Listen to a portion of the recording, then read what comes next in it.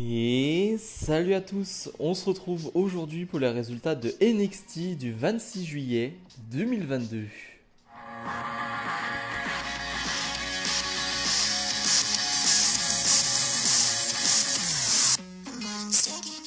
On ouvre le show avec Zoe Stark qui a fait son retour la semaine dernière lors de la Battle Royale et qui est devenue la challengeuse numéro 1 au titre de Mandy Rose. Et Zoe Stark va nous faire une super promo. Elle va nous dire que, oui, c'est Toxic Attraction qui l'a mise hors d'action, hors des rings pendant 8 mois. Les médecins lui avaient dit, bon, tu seras hors des rings pendant 1 an. Bon, elle a bossé et finalement elle a réussi à revenir au bout de 8 mois. Elle dit tout simplement que le plus dur c'est mentalement. Mentalement parce que tu ne sais pas si les gens vont t'oublier, le public qui va crier à ce moment-là, l'air de dire non, t'inquiète pas, on t'a pas oublié. Le public qui réagit très bien d'ailleurs à la promo de Zoe Stark, donc ça fait plaisir. Finalement c'est Cora Jade qui va intervenir. Bizarrement, Cora Jade qui estime que Zoe Stark a volé son spot, que Roxanne Perez avait volé son spot il y a 2 semaines. Zoe Stark lui dit bon, si on t'écoute, tout le monde te vole tes spots, tout le monde te vole ta place, mais bon, à un moment donné, il faut te faire ta place. Et surtout, j'ai pas du tout aimé ce que tu as fait avec le titre de championne par équipe, le jeter dans une poubelle, alors que moi j'étais super fier de le porter quand je l'avais avec Yoshirai. Voilà, c'est toi plutôt la poubelle. Bref, Mandy Rose, la championne, va arriver avec Toxic Attraction. Et elle va nous rappeler une stat, c'est-à-dire que d'ici demain, elle va devenir la 4e plus grande championne de l'histoire de NXT. En tout cas, celle qui aura le 4e plus long règne du côté de NXT. Elle va dépasser Paige, ce qui n'est pas rien quand même. Dans l'histoire de NXT, il y a eu quand même que des grosses championnes, ou presque, ou j'ai envie de dire que des grosses championnes. Et donc, être dans ce classement en 4e position, c'est quand même pas anodin. Bref, Zoe Stark va à un match ce soir pour le titre. Mandy Rose va bien évidemment pas l'accepter. Ça va se terminer là-dessus. C'était une bonne promo. Je trouve que les trois qui ont parlé étaient vraiment très bien. Et Zoe Stark est très appréciée par le public. Bref, ça laisse présager de bonnes choses pour la suite. Wes Lee fait face à Grayson Waller. Un match de 10 minutes. La première partie du match est très impressionnante dans le sens où il y a un rythme dingue. Vraiment, ça ne s'arrête pas. Ça court dans tous les sens. Ça se projette dans les cordes. Ça accélère. Assez impressionnant techniquement parce qu'avec cette vitesse-là, il faut être encore plus précis, il faut être encore plus fort en termes de technique. Et les deux le sont, tout simplement. Et vraiment, je suis totalement fan de ce que fait Wes Lee. Grayson Waller, ça fait un petit moment maintenant qu'on est fan de ce qu'il fait parce que c'est toujours très cool. Mais finalement, la deuxième partie est un peu moins fun, mais parce qu'il y a moins de technique, on est plus sur le côté Wes Lee revanchard qui en a marre de se faire attaquer, qui en a marre d'être pris pour un con et qui finalement est plus dans la violence, dans l'agressivité que la technique. Mais finalement, quelqu'un va intervenir, va s'en prendre à Wes Lee. L'arbitre ne l'a pas vu, bien évidemment. Grayson Waller va en profiter. 1, 2, 3, victoire de Waller. On se rend compte finalement que c'est Trick Williams qui s'en est pris à Wes Lee. Il y a vraiment une histoire entre Trick Williams et Wes Lee. Comme je l'ai dit récemment, je pense que cette histoire peut nous mener à un Wes Lee Carmelo Hayes dans le futur. Je vois bien un Trick Williams qui perd finalement cette histoire face à Wes Lee et qui finalement Wes Lee challenge Carmelo Hayes ou alors un Carmelo Hayes qui vient aider Trick Williams. Bref, ça peut être très cool. Je rappelle un Wes Lee face à Carmelo Hayes. Ouais, si on a ça dans un match de 10-15 minutes, ça peut être exceptionnel. Apollo Crews fait face à Xyon Queen, un match qui va durer 5-6 minutes. J'avoue que j'ai pas vraiment apprécié ce combat. Je suis un peu perdu avec Xyon Queen. Il m'avait impressionné lors de ses débuts. Aujourd'hui, maintenant, je lui trouve plus grand chose. Voilà, pas très impressionnant. Ce qui fait ce ring, malheureusement, j'ai pas l'impression qu'il ait progressé, alors que tous les autres à côté ont progressé. Voilà, je suis assez déçu avec Xyon Queen. Il y a un petit botch qui est récupéré en début de match où finalement Apollo Crews saute sur Xyon Queen, une sorte de crossbody, et tu sens que Xyon Queen doit la récupérer mais n'y arrive pas. Du coup, ils font un spot derrière à la va-vite. Bon, c'est pas très bien récupéré, mais bon, c'est pas un botch très impressionnant. Bref, Apollo Crews va l'emporter. J'ai pas aimé ce finish, encore une fois. Apollo Crews, j'aime pas ces finishes, que ce soit la power bomb ou ça, je sais même plus comment ça s'appelle, mais ouais, je trouve pas ça très impressionnant. Je trouve que c'est une prise plutôt basique. Donc ouais, pas très impressionné par ce match. Mais le plus important, c'est que Apollo Crews enchaîne les victoires. On retrouve Zoe Stark qui va pas faire face à Mandy Rose, mais à Gigi Dolin. Un match qui va pas durer très longtemps. Vraiment, ça dure quoi, 3-4 minutes maximum. Finalement, une Zoe Stark qui est plutôt en domination. Une Zoe Stark qui va l'emporter facilement. J'adore toujours le finish de Zoe Stark, il est vraiment très cool. J'arriverai même pas à le décrire. Je ne sais pas, je ne sais même pas comment ça s'appelle, mais faut que je révise tout ça. Mais en tout cas, il est vraiment très cool à voir visuellement, il est très beau. Donc victoire de Zoe Stark, impressionnante, voilà, en 3 minutes. Tu peux pas vraiment la juger, là ça fait quand même 8 mois qu'elle n'a pas catché. Sur ce qu'elle a fait, c'était propre, voilà, il n'y a pas grand chose à dire d'autre. Après le match, tous les membres de Toxic Attraction veulent s'en prendre à Zoe Stark. D'ailleurs, on a appris que le match face à Mandy Rose aura lieu dans 3 semaines. Lors d'un NXT spécial, je n'ai plus le nom, Earthwave, je ne sais plus exactement. Et finalement, c'est Cora Jade qui va s'en prendre à Zoe Stark, finalement avec un kendo stick, hein, c'est assez violent. Et c'est Roxanne Perez qui va faire le save sur Zoe Stark. Hein, donc on continue cette histoire, hein, bien évidemment, c'est pas fini. On a un peu toutes les histoires qui s'en mêlent, mais c'est pas plus mal. Voilà, on a cette division féminine qui a beaucoup d'histoires. Et c'est tant mieux, j'aime bien quand au moins il y a des histoires autres que pour le titre de NXT. JD McDonagh s'introduit au monde entier. D'ailleurs, il le fait en étant dans le public. Je trouve ça plutôt cool et au moins original. Au moins, on n'a pas une promo basique sur le ring où finalement, il va voir chaque personne. Enfin, il va voir un gars du public. Il va aller voir les commentateurs. Il va voir l'annonceur du ring, l'annonceuse même du ring. Il va voir celui qui donne qui sonne le début du match, des matchs.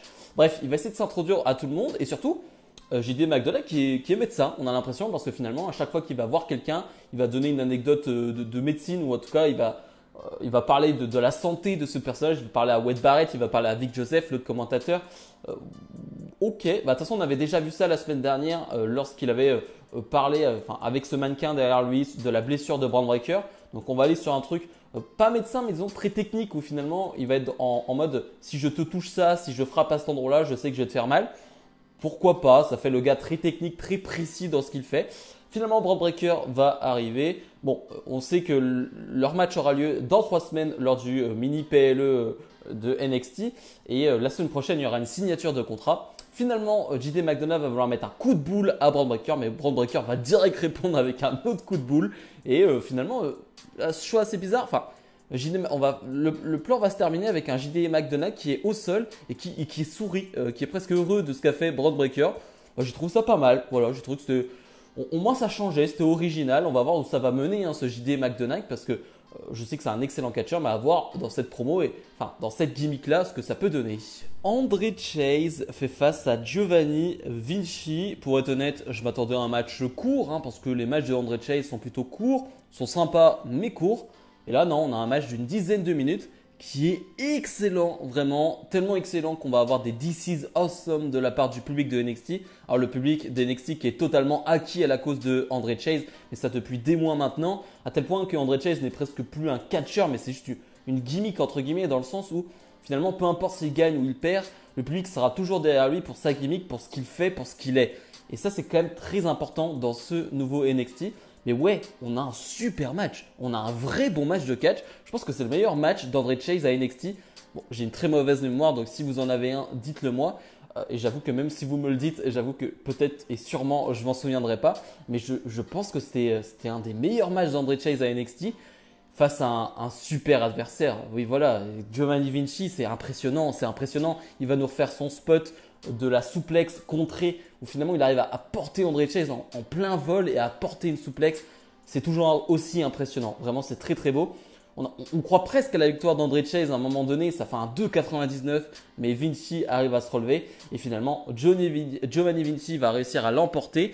Après le match, il va s'en prendre à André Chase et c'est Nathan Fraser qui va venir sauver André Chase. Ça, c'est important aussi, Nathan Fraser, grosse superstar en devenir.